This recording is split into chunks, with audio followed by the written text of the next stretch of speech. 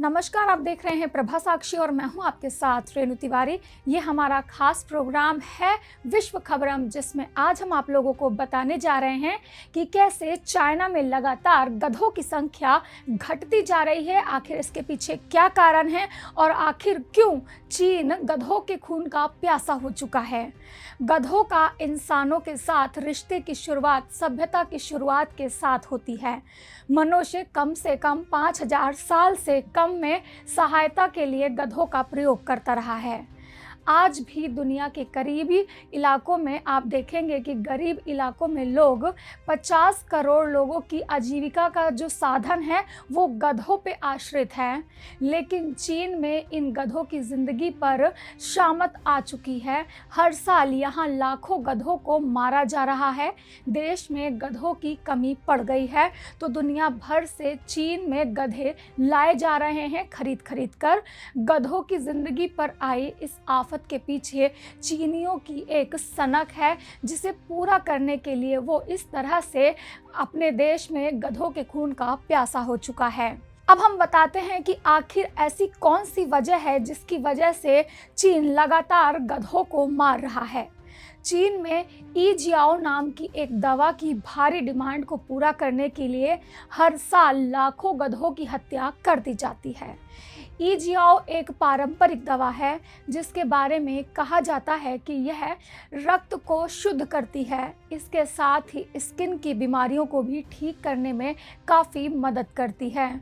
Immune system को बढ़ाने के साथ ही सौंदर्य उत्पादों और प्रजनन क्षमता को बढ़ाने के दावे भी इस दवा को खाने के बाद किए जाते हैं।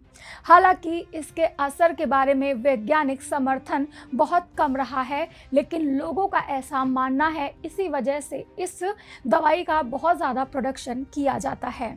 ई जियाओ को गधे की खाल से निकाल कर कोलेजन का उपयोग कर बनाया जाता है। इसी खाल को पाने के लिए गधों को मारा जा रहा है। इसकी मांग इतनी ज़्यादा है कि सिर्फ 2 साल में चीन में गधों की आबादी 2022 में 90 लाख से घटकर अब 18 लाख तक पहुंच चुकी है। हालात ये हो गए हैं कि अब चीन के कई इलाकों में गधों की आपूर्ति में दिक्कत हो रही है, जिसके चलते गधों को दूसरे देशों से मंगाया जा रहा है। इसमें अफ्रीका विशेष रूप से शामिल है, जहां से बड़ी मात्रा में गधों को चीन सप्लाई किया जा रहा है। पारंपरिक रूप से ई जियाओ दवा एक लग्जरी उत्पाद था। 1644 से 1912 तक चीन का शासन करने वाले किंग राजवंश के दौरान यह अभिजात वर्ग के इस्तेमाल की चीज़ थी।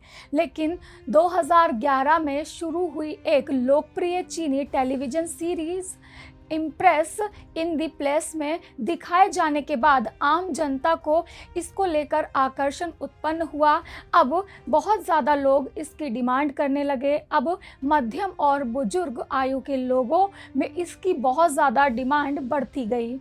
रॉयटर ने अपनी रिपोर्ट में चीन के सरकारी मीडिया के हवाले से बताया था कि पिछले एक दशक में इसकी कीमत लगभग 100 युआन से प्रति 500 युआन ग्राम तक बढ़कर हो चुकी है, जो 2986 युआन लगभग 35,000 भारतीय रुपीस में हो गई है।